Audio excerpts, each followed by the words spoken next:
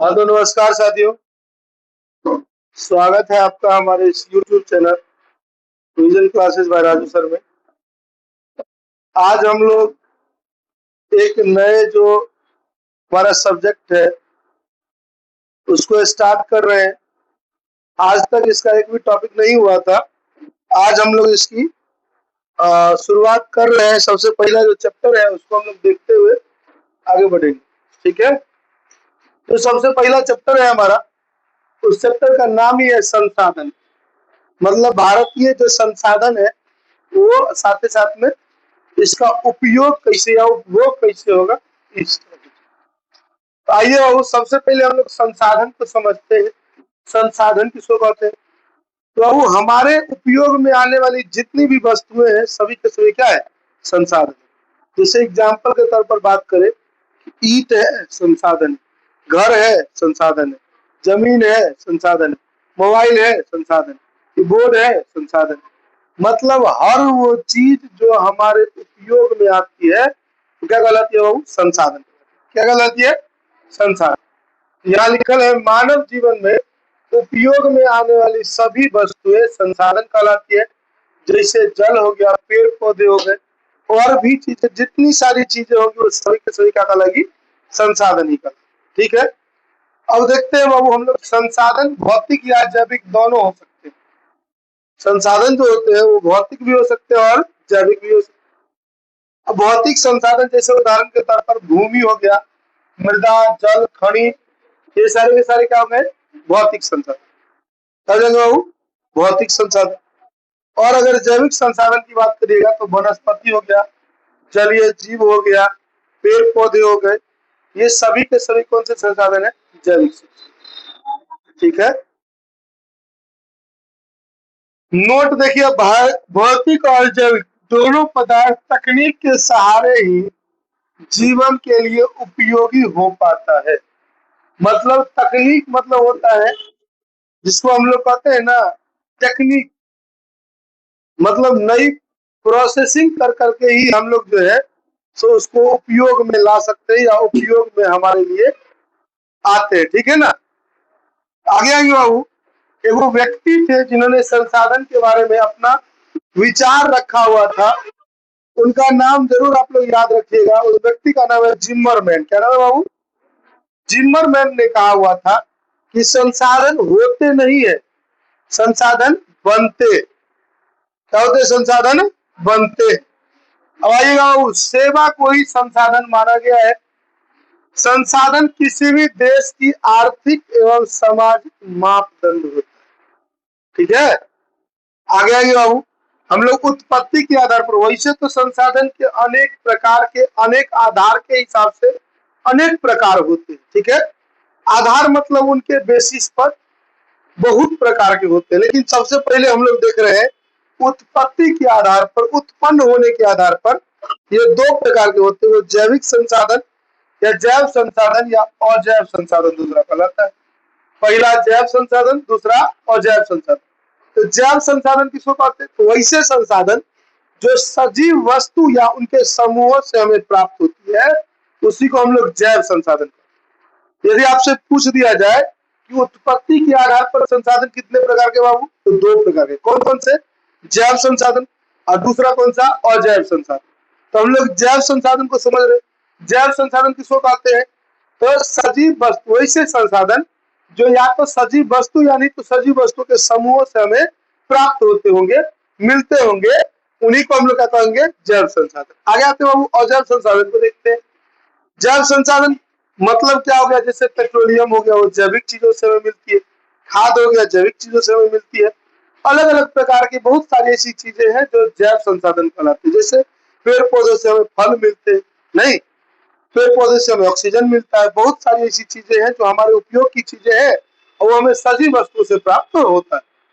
आगे आएंगे बाबू, हम लोग अजैव संसाधन किसको कहते हैं? तो वो निर्जीव वस्तुओं या उनके समूहों से प्राप्त जो संसाधन होते हैं उनको अजैव संसाधन कहते हैं। ठीक है, जैसे एग्जाम्पल के तौर पर अगर बात करेंगे तो हम लोग प्लास्टिक से मोबाइल बना लेते हैं, नहीं, ये अजैव संसाधन का एक उदाहरण जो निर्जीव वस्तुओं से हमें प्राप्त होती है। आगे ये उपयोगिता के आधार पर दो प्रकार के होते हैं। एगो होता है नवीकरणीय, दूसरा होता है अनवीकरणीय। तो नवीकरणीय और अनवीकरणीय यहाँ पढ़िएगा तो ऊर्जा के स्रोत में भी आपको कहीं ना कहीं ये मिलेगा। ठीक है, आप केमिस्ट्री पढ़ना जब शुरू करिएगा तो उसमें आपको ऊर्जा के स्रोत के बारे में पढ़ना पड़ेगा, तो वहां आप लोग देखिए वो ध्यान से। ये जो होते हैं उपयोगिता के आधार पर दो प्रकार के होते हैं, वो नवीकरणीय होता है, दूसरा अनवीकरणीय। तो नवीकरणीय संसाधन किसको कहते हैं? तो वो वैसे संसाधन जिसको एक बार उपयोग करने के बाद भी फिर से दोबारा उपयोग कर सकते हैं, दोबारा उसको प्राप्त किया जा सकता है, उसे ही हम लोग कहते हैं नवीकरणीय संसाधन। जैसे उदाहरण की बात करें तो सौर ऊर्जा, सौर ऊर्जा से हमें ऊर्जा प्राप्त हो गई, अब फिर ऐसा थोड़ी होता है कि सौर ऊर्जा से प्राप्त होने के बाद फिर से हम उसका उपयोग नहीं कर सकते। एक बार उपयोग करने के बाद भी हम दूसरी बार इसका उपयोग कर सकते हैं। ठीक है कि नहीं? दूसरा बात करेंगे वो पवन ऊर्जा। जल हो गया, एक बार इस्तेमाल करने के बाद फिर से दोबारा इस्तेमाल हम कर सकते हैं। वन एवं वन्य प्राणी, ठीक है, ये सारे के सारे क्या कहलाते हैं? तो नवीकरणीय संसाधन कहलाते हैं। कौन सा संसाधन कहलाते हैं? नवीकरणीय। ध्यान से देखिए बाबू, ये देखिए ध्यान से, पवन ऊर्जा का उदाहरण है जो पवन चक्की होता है। नहीं, आप लोग को क्वेश्चन पूछा जाता है, किस देश को पवनों का देश कहा जाता है? डेनमार्क। किसको कहा जाता है बाबू? डेनमार्क। चलिए आगे बढ़ते हैं। अगला देखिए, नवीकरणीय संसाधन भी दो प्रकार के होते हैं। एक होता है सतत प्रवाह संसाधन, जैसे जल हो गया, पानी हो गया, ये निरंतर चलता रहेगा। नहीं, तो ये हो गया सतत प्रवाह संसाधन। ये होता है जैव संसाधन, जैसे वन एवं वन्य जीव, ये सभी के सभी क्या कहलाते हैं? जैव संसाधन। नवीकरण में भी जैव संसाधन। आगे आएंगे बाबू, और नवीकरणीय संसाधन किसको कहेंगे? तो वैसे संसाधन जिसको एक बार हम इस्तेमाल कर लिए ना, तो फिर से इस्तेमाल करने के बाद उसको दोबारा प्राप्त नहीं कर सकते, उसी को हम लोग क्या कहते हैं? अनवीकरणीय संसाधन। कौन सा बाबू? अनवीकरणीय। करा है। अनवीकरणीय संसाधन भी दो प्रकार के होते हैं, एगो पुनः चक्रीय, एगो अचक्रीय। पुनः चक्रीय मतलब ऐसा धातु। अब देखो बाबू, और नवीकरणीय संसाधन भी क्या होते हैं? कुछ ऐसे नवीकरणीय संसाधन है जो एक बार उपयोग करने के बाद फिर से दोबारा उसको रिसाइकल करके हम लोग क्या कर सकते हैं? यूज कर सकते हैं। उसी को चक्रीय कहा जाता है। रिसाइकल करना मतलब चक्रीय। जैसे उदाहरण के तौर पर हम लोग देखिएगा, लोहा से बने हुए सामान को लेते खरीदते हैं, नया नया में खूब बढ़िया रहता है, जैसे जैसे इस्तेमाल करते जाते धीरे धीरे धीरे धीरे धीरे धीरे वो अपने वास्तविक स्थिति से कुछ खराब होने लगता है। हम लोग उसको कबाड़े वाले को बेच देते हैं, वो उठता है, उसको फिर से ले जाकर के पिघला देता है। तुम दोनों एक साथ ना बैठा रहे, कल से उसको निकालो वहां से, तुम दोनों में से कोई निकलो वहां से, तुम ही निकलो रे विश्वास, निकल। गधा है एक नंबर का लड़की, देख रही है पढ़ा रहा है, उसके बावजूद कान फूक रहा है।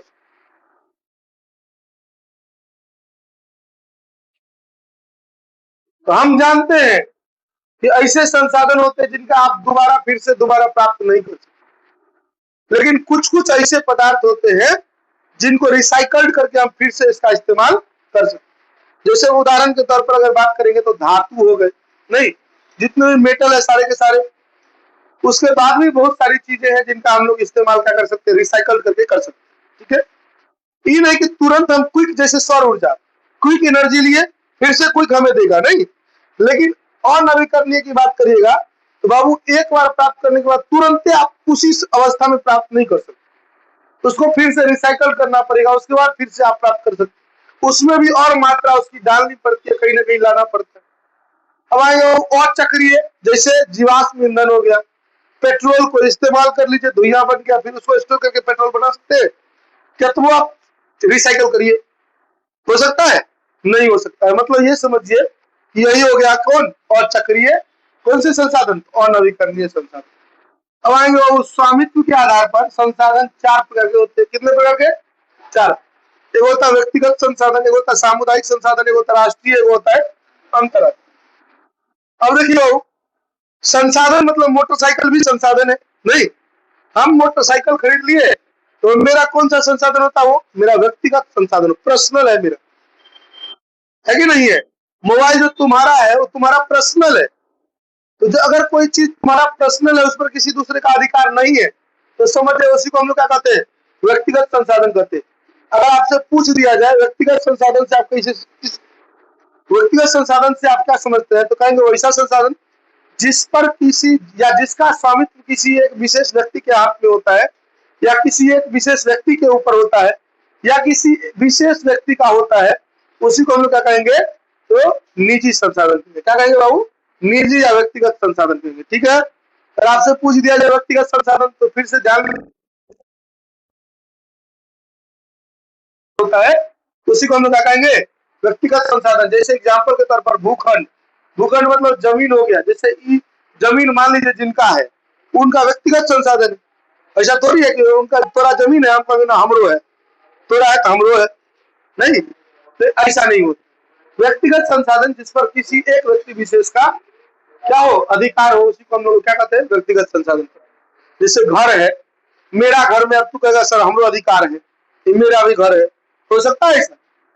मान लीजिए किसी का अपना खेत खलिहान है, तो कह देगा मेरा भी है, कोई दूसरा आगे कहा मेरा भी है, कर सकते हैं इसको? नहीं कर सकते। क्यों? क्योंकि वो क्या है? व्यक्तिगत संसाधन है। संसाधन, लेकिन वो कैसा संसाधन है? व्यक्तिगत। तो ये स्वामित्व के आधार पर, किस आधार पर होता है बाबू? स्वामित्व के आधार पर। तो क्या कहेंगे? वैसे संसाधन जिस पर किसी विशेष व्यक्ति का स्वामित्व होता है या अधिकार होता है, उसी को हम लोग क्या कहते हैं? व्यक्तिगत संसाधन। अब आएंगे बाबू, हम लोग देखते हैं सामुदायिक संसाधन किसको कहेंगे? तो वैसा संसाधन जिस पर किसी विशेष धर्म, किसी विशेष जाति या किसी विशेष समुदाय का क्या हो? अधिकार होता हो, उसी को हम लोग सामुदायिक संसाधन कहते हैं। जैसे उदाहरण के तौर पर मंदिर है, अब मंदिर को केवल कहेंगे हमरे मंदिर है, कह सकते हैं? नहीं कह सकते। मंदिर जैसे लिलोल वहां मंदिर है ना चौक पे, तो कोई कह सकता है पर्सनल मेरा मंदिर है? नहीं है। आप भी कह सकते हैं मेरा है, दूसरा भी कह सकता है मेरा है, कोई तीसरा भी कह सकता है मेरा है। मतलब जितने भी उस मंदिर से रिलेटेड जो भी समुदाय के लोग होंगे, तो सभी के सभी कह सकते हैं कि ये मंदिर मेरा है। जैसे मान लीजिए एग्जाम्पल के तौर पर कह दिए मस्जिद, तो मस्जिद को हम कह सकते हैं कि मेरा। मस्जिद किसी एक का नहीं होता है। हम जानते हैं मस्जिद इस्लाम धर्म के या इस्लाम धर्म के मानने वाले लोगों के पूजा का एक, या कह सकते हैं कि आराधना करने का एक तीर्थ स्थल होता है।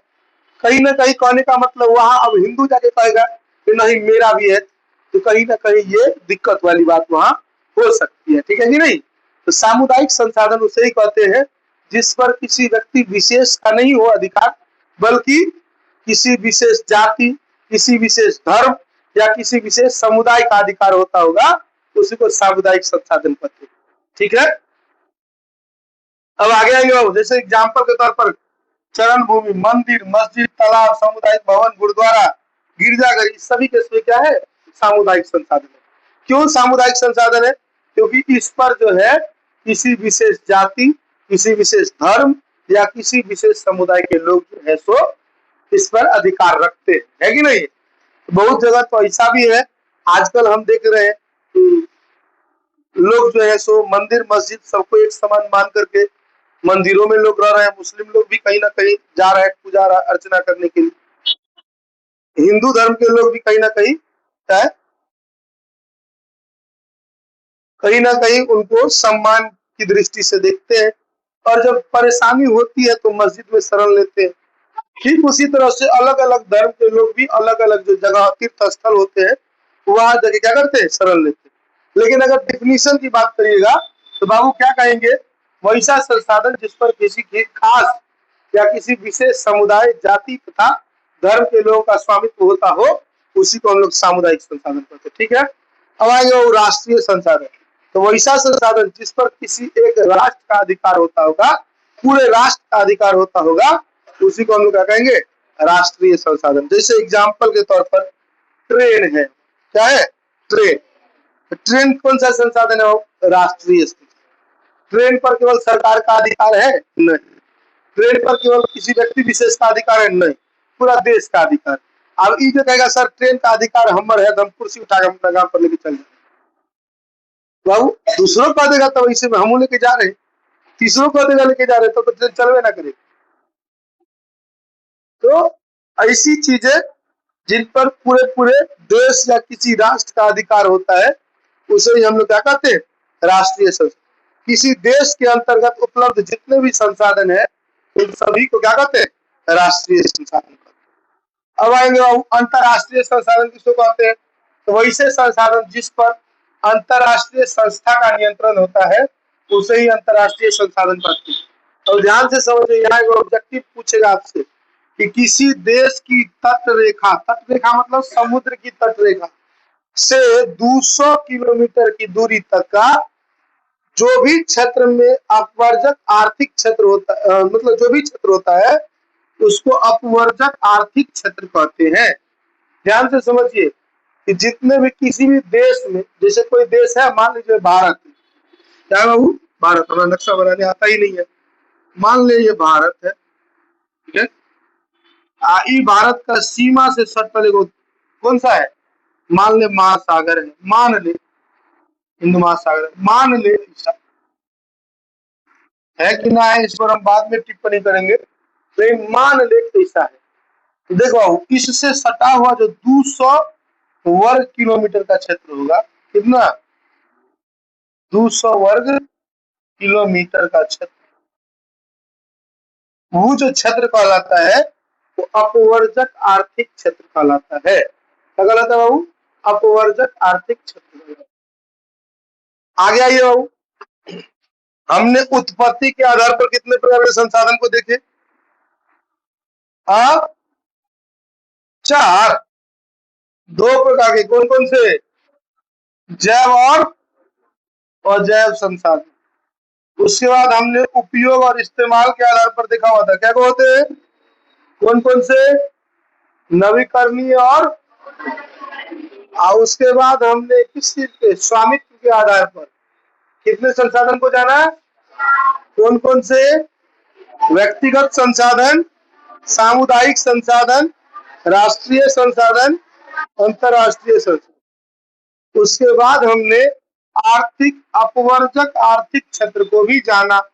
अपवर्तक आर्थिक क्षेत्र किसको कहते हैं, अपवर्जक आर्थिक क्षेत्र, तो वह क्षेत्र जो किसी देश के तट रेखा से 200 वर्ग किलोमीटर के भीतर आती है, उसी को हम लोग अपवर्जक आर्थिक क्षेत्र कहते हैं।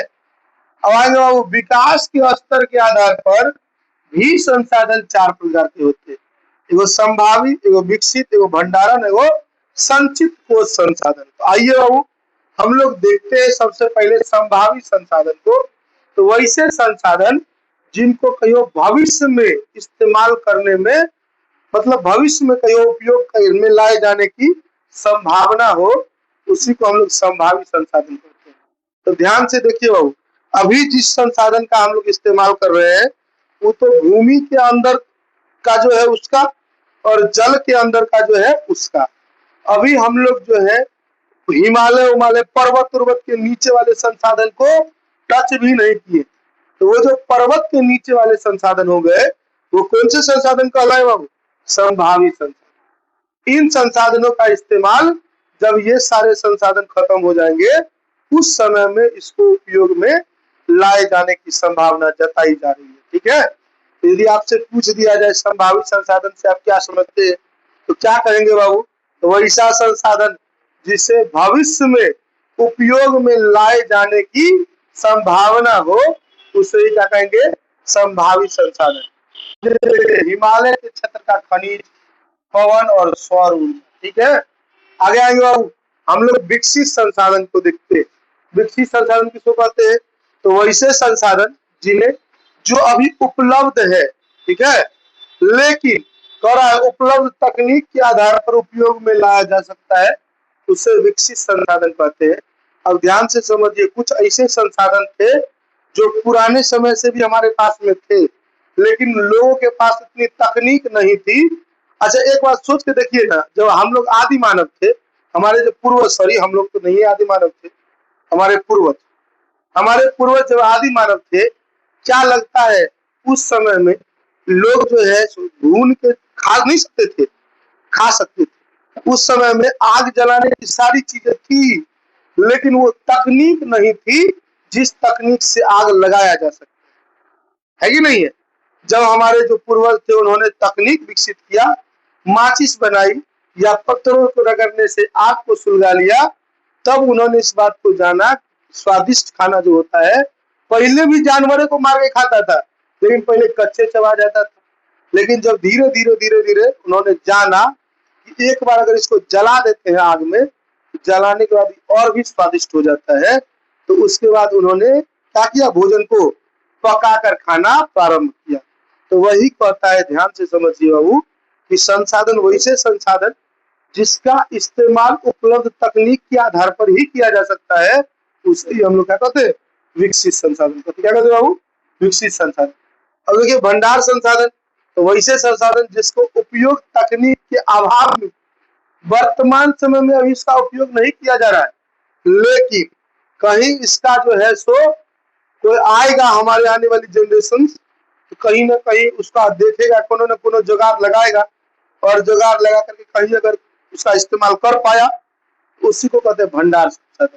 तो वैसा संसाधन जिसको अभी उपलब्ध तकनीक के आधार पर हम इस्तेमाल नहीं कर सकते हैं, लेकिन आने वाले भविष्य में जो है उसका इस्तेमाल किया जा सकता है। जब क्या विकसित हो जाएगी, जब तकनीक विकसित हो जाएगी, ज्ञान नॉलेज बढ़ जाएगा लोगों में, जब लोग जो है सो और ज्यादा तकनीक के मामले में आगे बढ़ जाएंगे, विकसित हो जाएंगे, तो उस समय में उसका इस्तेमाल किया जा सकता है, उसे ही भंडार संसाधन कहते हैं। ठीक है, तो क्या कहेंगे बाबू, वैसे संसाधन जिससे उपयुक्त तकनीक के अभाव में वर्तमान में उपयोग में नहीं लाया जा सकता है, उसको हम लोग संजो के रखते हैं, अर्थात भंडारित करके रखते हैं, अर्थात स्टोर करके रख रहे हैं, उसी को भंडार संसाधन कहते हैं। क्या कहते हैं बाबू, भंडार संसाधन। अब जैसे एग्जाम्पल के तौर पर बात करें तरह से, तो तोरा घर में मान ले कोनो कागज मिल गया अचानक, क्या हो गया, कोनो कागज अचानक मिल गया, अभी के समय में कागज पर जो लिखल है आदमी पढ़ ही नहीं पा रहा है। बहुत सारे जगहों पर ऐसा है जो लिखे जाने का चीज वो जो है अभी लोग पढ़ ही नहीं पा रहा, नहीं पढ़ पा रहा है, नहीं पढ़ पा रहा है। तो धीरे धीरे क्या होगा, आने वाले समय में और भी तकनीकें विकसित होंगी, साइंस और डेवलप करेगा, तो कहीं ना कहीं हो कोनो न कोनो जनरेशन हो तो उसको पढ़ ले, उपयोग में ले आए। नहीं, तो कहीं ना कहीं कहने का यही मतलब है बाबू कि भंडार संसाधन वैसे संसाधन को कहते हैं जो अभी उपयुक्त तकनीक के आधार पर इस्तेमाल में नहीं लाया जा सकता है, लेकिन भविष्य में उसको भंडारित करके रखा गया है कि भविष्य में आने वाले जो हमारी जनरेशन है उनको कहीं उपयोग में ले आए, तो उसी को हम लोग क्या कहेंगे, भंडार संसाधन। क्या कहेंगे बाबू, भंडार संसाधन। लास्ट में ये याद रखिएगा, वैसा संसाधन जिससे उपयुक्त तकनीक के अभाव में वर्तमान समय में उपयोग में नहीं लाया जा सकता है, उसे ही भंडार संसाधन कहते हैं। आगे वो संचित कोष संसाधन किसको कहते हैं, तो वैसा संसाधन जिससे उपलब्ध तकनीक के आधार पर प्रयोग में लाया जा सकता है, उसे संचित कोष संसाधन कहते हैं। समझ में आ गया, जिसको अभी जो तकनीक है उसके आधार पर उपयोग में लाया जा सकता है, प्रयोग कर सकते हैं उसका, उसे क्या कहते हैं बाबू, संचित कोष संसाधन। अब देखिए सबसे ज्यादा इंपॉर्टेंट चीज ये है, संसाधन नियोजन किसको कहते हैं, तो संसाधनों का विवेकपूर्ण उपयोग करना ही संसाधन नियोजन कहलाता है। हम लोग अभी विवेकपूर्ण उपयोग कर रहे हैं संसाधन का कि नहीं कर रहे, बिल्कुल नहीं कर रहे बाबू। पानी तुम लोग को पता है, पैर धोने में 1 लोटे पानी से भी पैर धोया जा सकता है, लेकिन उसके बावजूद भी जब हम लोग चापाकल पे जाते हैं तो पूरी 1 बाल्टी पानी भरते हैं। 1 बाल्टी पानी भरना तो छोड़ो, पैर ऐसे कर दिए, कल मार दिए, 2 डोल पानी चल गया, नहीं चल गया। अब वो सारे के सारे अंडरग्राउंड वाटर होते हैं, और उसको कहीं ना कहीं उस लेवल पर पहुंचने में बहुत समय लगता है, लेकिन हम लोग उसको यूं ही इस्तेमाल कर रहे हैं। क्यों, क्योंकि लग रहा है कि एकदम फ्री में आया है, क्या ही फर्क पड़ता है, जहिया दिक्कत होगा सबको दिक्कत होगा। नहीं, आज देखिए आपके मोहल्ला में शायद पानी आना बंद हो गया, नहीं, सुबह सुबह हम देखते हैं सबको डोल लेके लाइन में लगा रहता है, हाँ, नल जल वाला पानी के अथी में रहता कि नहीं रहता है।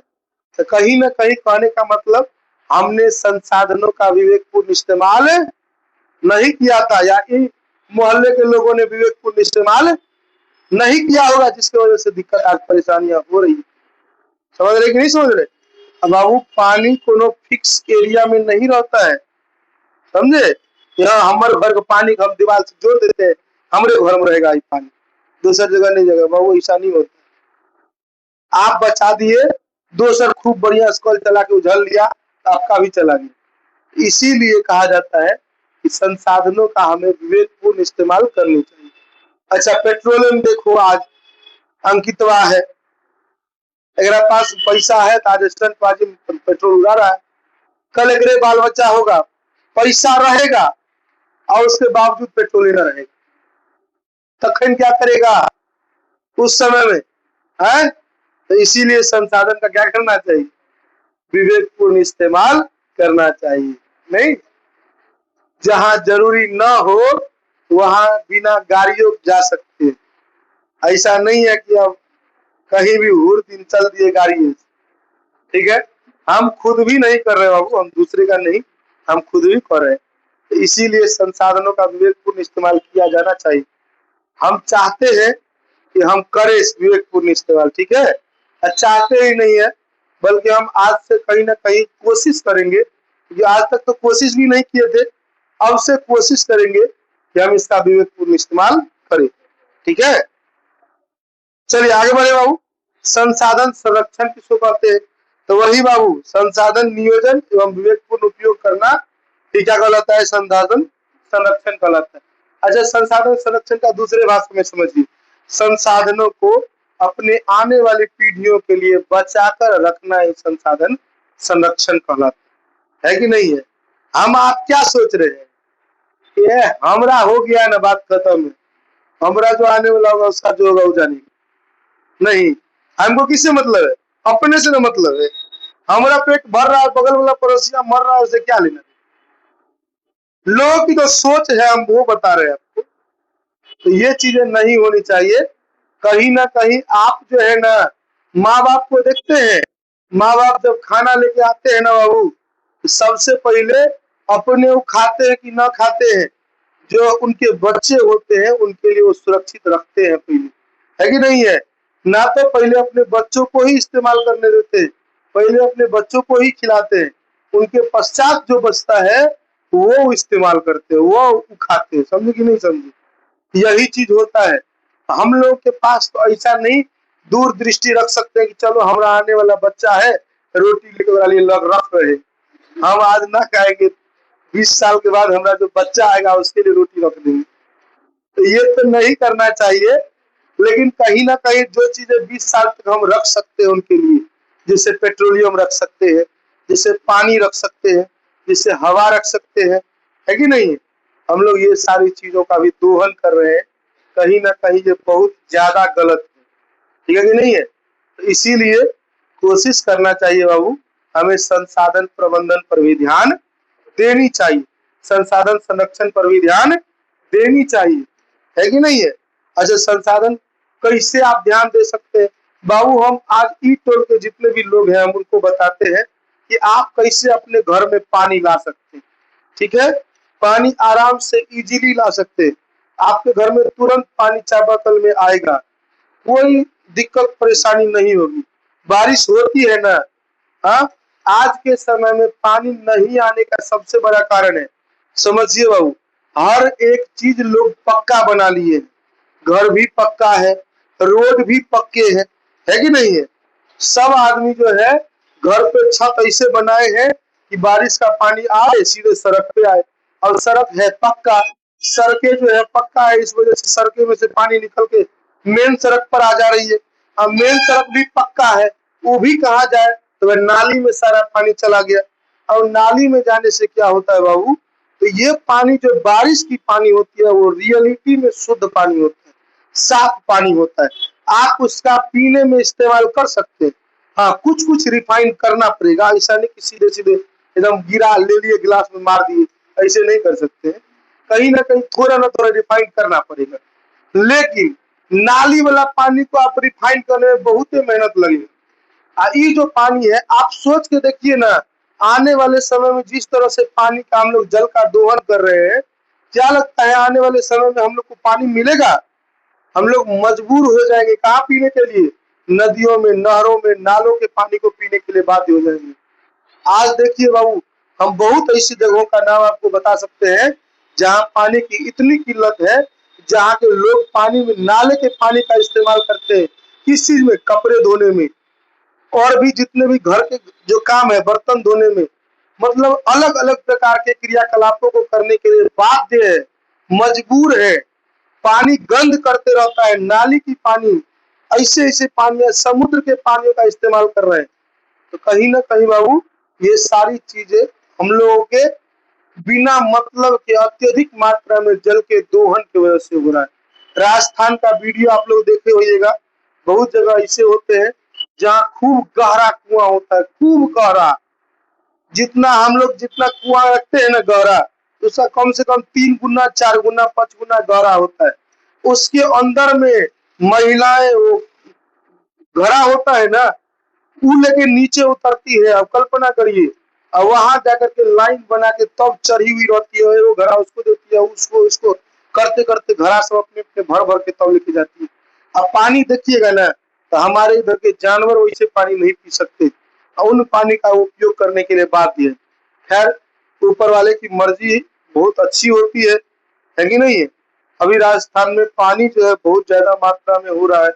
इतना भी नहीं हो रहा है कि मतलब पानी बाढ़ से ग्रसित हो जाए लोग, लेकिन इतना तो जरूर हो रहा है कि कहीं ना कहीं लोगों को पानी मिल सके। ठीक है कि नहीं है।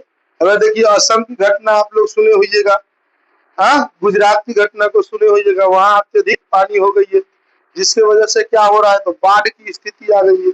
असम में तो 7, 7.5, 8 लाख से ऊपर लोग जो है वो पानी से प्रभावित है।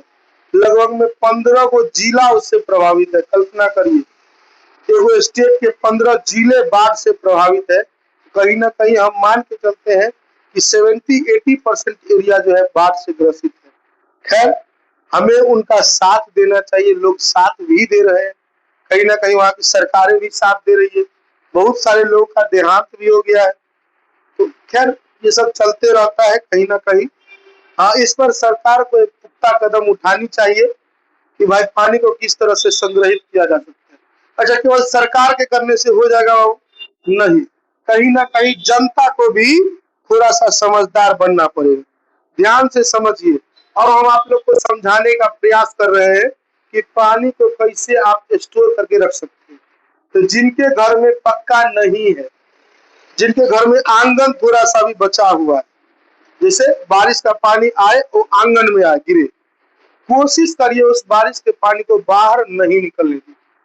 अच्छा, कैसे ना निकलने दे, उसके लिए भी प्रोसेस होती है। एक सर क्या प्रोसेस होती है, तो पानी का जो है ना, वो जो आंगन है आपका, उसको ढलान बनाइए, और ढलान बना करके उस पूरे पूरे जो आंगन है उसका ढाल एक तरफ होनी चाहिए। अगर पानी हराया जाए तो पानी वहीं जाके रुके। और वहां जो है ना, छोटे छोटे एकदम बड़े से गड्ढे कर दिया जाए, छोटा छोटा महीन होल छेद किया जाए, जिसको बोर कहते हैं, हम लोग क्या कहते हैं, बोर। ठीक है ना।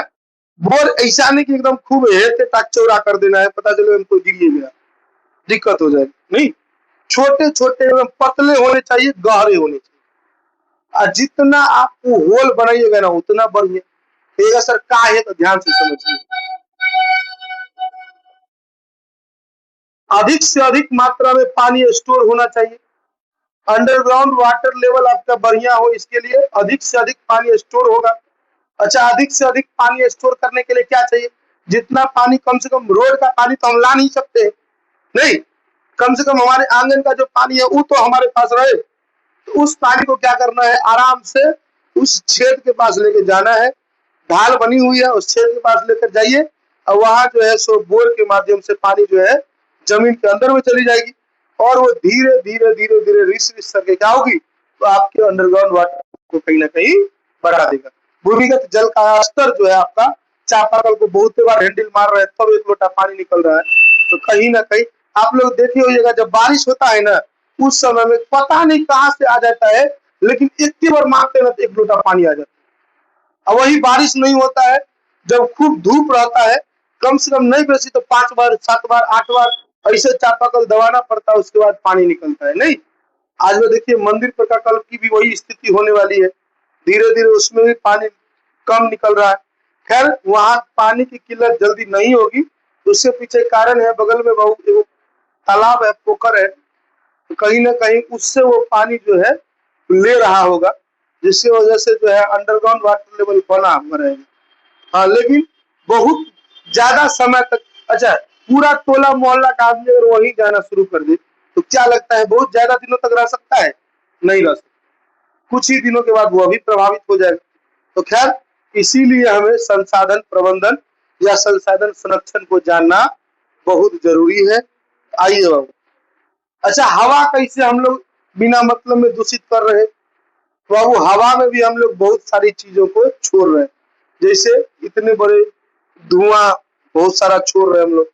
गाड़ी ही धुआं नहीं छोड़ती है, बहुत सारी चीजें हैं जो धुआं छोड़ती है। अच्छा, हम लोग पहले चूल्हे पे बनाया करते थे खाना, नहीं? तो चूल्हे से धुआं निकलता था, उससे क्या होता था बाबू? वायु प्रदूषण होता था। क्या होता था? वायु प्रदूषण। देखिए बाबू, सबसे दिक्कत क्या है ना कि धुआं में भी धुआं खराब नहीं होता है, धुआं में मिले जो कंपोनेंट्स होते हैं वो खराब होते हैं। तो जब हम लोग चूल्हे पर बनाते थे ना, उस समय में गैस जो निकलती थी, धुआं जो निकलती थी, उसमें मीथेन गैस रहता था। कौन सा गैस रहता था? जो कि बहुत ज्यादा खतरनाक होता है, विषैला होता है, इसीलिए हम लोग के लिए वो खतरनाक रहता है। खैर चलिए, हम लोग यहाँ देखते हैं बाबू। अब आइए, अब कुछ कुछ मेन पॉइंट है, हम लोग उसको देख रहे हैं। महात्मा गांधी जी का कहना था कि हमारे पास पेट भरने के लिए बहुत कुछ है, लेकिन पेटी भरने के लिए कुछ नहीं है।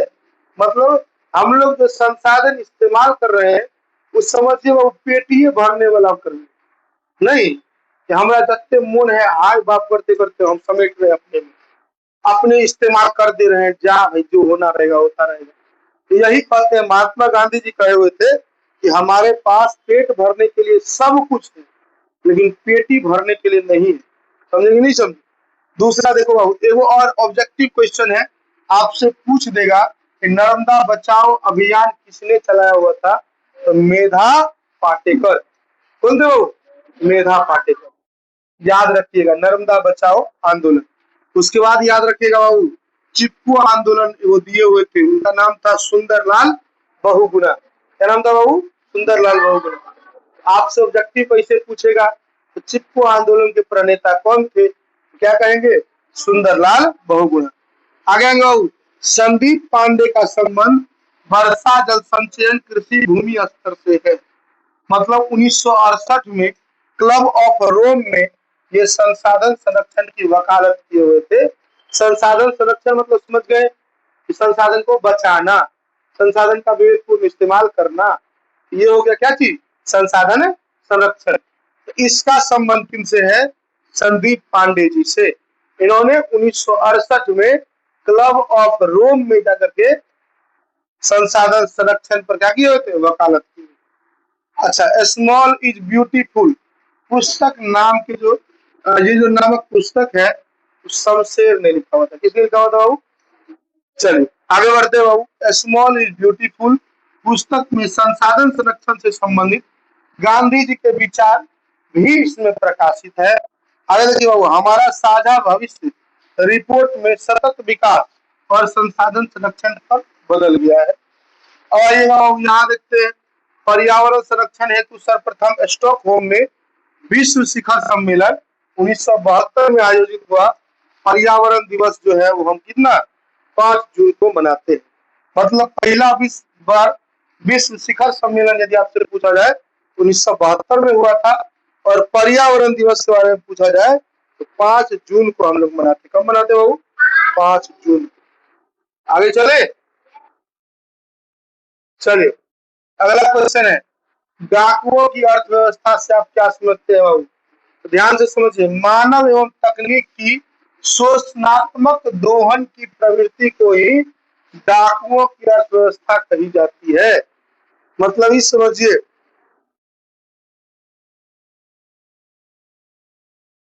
मानव एवं तकनीक मतलब लोगों को और तकनीकों को शोषणात्मक दोहन प्रवृत्ति को ही डाकुओं की अर्थव्यवस्था कहते हैं। जैसे एग्जाम्पल के तौर पर अगर बात करें तो अभी अमेरिका जो है ना, वो इसी प्रकार के विचार से चल रहा है कि नहीं है? आप लोग सुने होइएगा, वेनेजुएला के राष्ट्रपति को उठा के लेके चल गया उसके घर से, और क्या किया तो पूरी वेनेजुएला के पेट्रोलियम पर अपना अधिकार जमा लिया। चलिए आगे बढ़ते हैं हम लोग बाबू। सतत विकास किसको कहते हैं? तो देखिए ध्यान से बाबू, पर्यावरण को बिना क्षति पहुंचाए भविष्य की आवश्यकताओं को मद्देनजर रखते हुए वर्तमान में विकास को कायम रखना ही सतत विकास कहलाता है। सतत विकास अगर आपसे पूछ लिया है किसको कहते हैं तो क्या कहेंगे बाबू? ये ऐसे करें, सतत विकास इसको कहते हैं। तो पर्यावरण को बिना क्षति पहुंचाए, ऐसा विकास नहीं करना है जिससे पर्यावरण को क्षति हो जाए। पर्यावरण को बिना क्षति किए हुए अब भविष्य का भी देखते हुए, ये जो है कि चलो आज यूज कर लिए, कल क्या होगा नहीं होगा, भविष्य में क्या होगा नहीं होगा, ये नहीं सोचना है हमको। हमको अभी वर्तमान से मतलब है, ऐसी सोच नहीं होनी चाहिए। सतत विकास को कहा जाए। सतत विकास मतलब होता है पूरा पूरी विकास, परिपूर्ण विकास। परिपूर्ण विकास कब माना जाएगा? जब वर्तमान तो ठीक रहे ही रहे, साथ ही साथ भविष्य भी सुरक्षित रहे, तो उसे ही सतत विकास कहते हैं हम लोग। ठीक है कि नहीं है? तो क्या कहा जा रहा है? पर्यावरण को बिना क्षति पहुंचाए, भविष्य की आवश्यकताओं को भी मद्देनजर रखते हुए वर्तमान विकास को कायम रखना ही सतत विकास कहलाती है। अब आगे आ जाओ, अस्मरणीय तथ्य यहाँ से याद रखिएगा। सबसे पहला पृथ्वी सम्मेलन 1992 में रियो डी जेनेरो में हुआ। ठीक है। द्वितीय पृथ्वी सम्मेलन 5 साल के बाद, 5 साल के बाद पृथ्वी सम्मेलन होता है, न्यूयॉर्क में हुआ। इसे +5 सम्मेलन भी कहा जाता है। आगे उसके बाद फिर 5 साल के बाद 2002 में जोहान्सबर्ग में तीसरा पृथ्वी सम्मेलन हुआ था। 1992 के रियो डी जेनेरो सम्मेलन का कार्यक्रम 21, जिसको एजेंडा 21 को स्वीकृत किया गया, अर्थात इसका नाम एजेंडा 21 रखा गया। आगे देखेंगे 1997 में जापान के क्योटो में पृथ्वी को ग्लोबल वार्मिंग से बचाने के लिए एक सम्मेलन किया गया, जिसे क्योटो सम्मेलन कहते हैं। क्या कहते हैं बाबू? क्योटो सम्मेलन। ये कब हुआ था? 1997। कहाँ हुआ था? जापान। जापान में कहा? क्योटो नामक एक जगह था। इसमें क्या हुआ था? कहा गया था पृथ्वी को ग्लोबल वार्मिंग से बचाया जाए। क्या था उसका उद्देश्य? पृथ्वी को ग्लोबल वार्मिंग होने से बचाना। क्या करना बाबू? बचाना। इसे ही कौन सा सम्मेलन कहते हैं बाबू? क्योटो सम्मेलन कहते हैं। कौन सा सम्मेलन कहते हैं? क्योटो सम्मेलन। क्योटो सम्मेलन को विश्व पर्यावरण सम्मेलन या ग्रीन हाउस सम्मेलन भी कहते हैं। यदि हम आपसे ऑब्जेक्टिव में पूछ देंगे कि ग्रीन हाउस सम्मेलन किसे कहा जाता है, तो क्या कहेंगे? क्योटो सम्मेलन। कौन सा सम्मेलन बाबू? अब आएंगे बाबू, क्वेश्चन देखते हैं हम लोग। ऑब्जेक्टिव पहला, कोयला किस प्रकार का संसाधन है? और नवीकरणीय। एक बार कोयला से राख बना लीजिए, राख से कोयला बना देंगे, कितनों रिसाइकिल कर लीजिए। और नवीकरणीय में कौन? जैव की अजैव? सॉरी, चक्रीय की अचक्रीय? और नवीकरणीय में अचक्रीय। आगे आइए बाबू, सौर ऊर्जा को निम्नलिखित में से कौन सा संसाधन कहते हैं बाबू?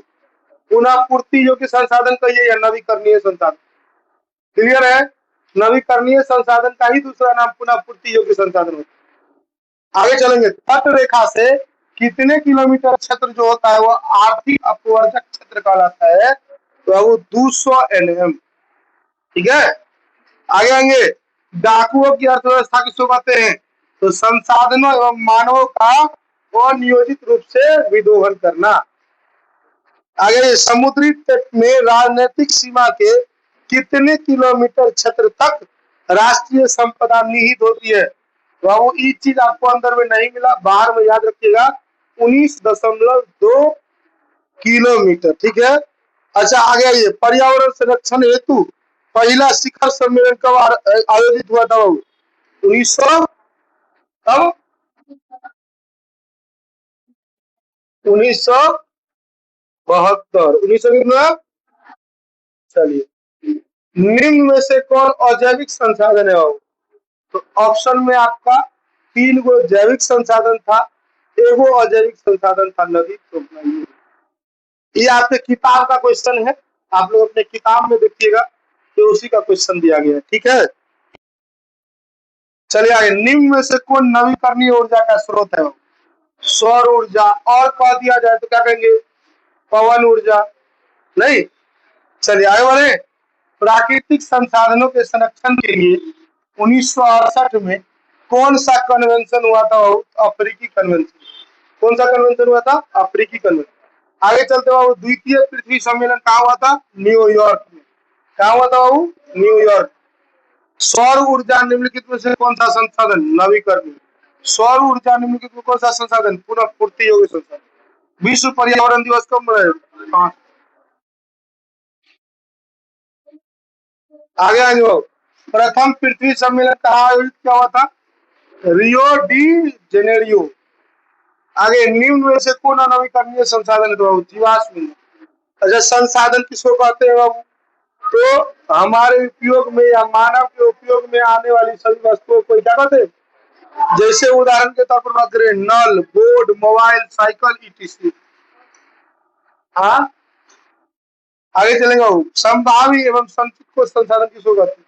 तो संभावी संसाधन क्या है? वैसे संसाधन जिसे भविष्य में उपयोग में लाए जाने की संभावना हो, उसे क्या कहते हैं? संभावी संसाधन। और संचित को संसाधन वैसा संसाधन जिससे उपलब्ध तकनीक के आधार पर उपयोग में लाया जा सकता है, उसे ही संचित कोष संसाधन कहते हैं। आगे चलेंगे बाबू। संसाधन संरक्षण की उपयोगिता को बताइए। बाबू, संसाधन संरक्षण जो होता है उसकी कहीं ना कहीं बहुत ज्यादा महत्व भी है और बहुत ज्यादा उपयोगिता भी है। एक सर, महत्व और उपयोगिता मतलब क्या, आप नहीं समझे तो देखिए बाबू, जब हम संसाधनों का विवेकपूर्ण उपयोग करते हैं या संसाधनों का विदोहन नहीं करते हैं, तो हमारी जो आने वाली जो पीढ़ियां होंगी कहीं ना कहीं वो भी क्या करेंगी? तो हमारे जितने भी संसाधन है उन संसाधनों का सही रूप से इस्तेमाल कर पाएंगी। और नहीं तो अगर हम बिना मतलब में दोहन करते चले जाएंगे तो जानवे कर रहे हैं हम लोग, अभी जैसे दूसरे को कह रहे हैं वैसे ही दूसरा हम लोग को कहेगा नहीं, गरियाएगा सीधे सीधे। नहीं, ये अपना खाली पेट भर खा लिया, हमारा लिए सोचवे ना किया, कहेगा कि ना कहेगा? यही होता है बाबू। संसाधन निर्माण में तकनीक की क्या भूमिका होती है? बाबू, संसाधन निर्माण में तकनीक की बहुत बड़ी भूमिका होती है। पर्यावरण में जितने भी उपलब्ध चीजें हैं वो सभी के सभी तकनीक के उपयोग के बाद ही तकनीक से उसको हमारे उपयोग में लाया जाता है। पहले उस तरह से बनाया जाता है, फिर हम लोग उसका उपयोग करते हैं। तो तकनीक का बहुत बड़ा महत्व होता है। अच्छा, क्योटो सम्मेलन का मुख्य उद्देश्य क्या था बाबू? तो ये जो है 1997 में जापान के क्योटो शहर में हुआ था। इसका मुख्य उद्देश्य था पृथ्वी को ग्लोबल वार्मिंग से बचाना। पृथ्वी को किससे बचाना? ग्लोबल वार्मिंग से बचाना। और इसके लिए जो जिम्मेवार ग्रीन हाउस गैस था उसकी कटौती करना, अर्थात इसके उपयोग को बंद करना। चलिए आगे। प्राकृतिक संसाधन को संरक्षण क्यों आवश्यक है? प्राकृतिक संसाधन का संरक्षण क्यों आवश्यक है? तो ध्यान से समझिए, प्राकृतिक संसाधन जो है ना वो प्रकृति में फिक्स मात्रा में हमारे पास में। कैसे है बाबू? फिक्स मात्रा में। अरे वो पंखा चालू कर दे। अरे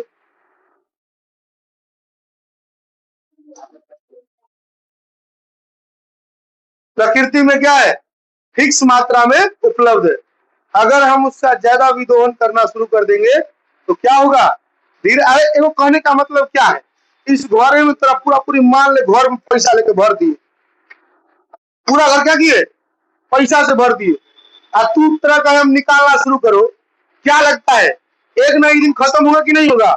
तो प्राकृतिक संसाधन ऐसे ही है।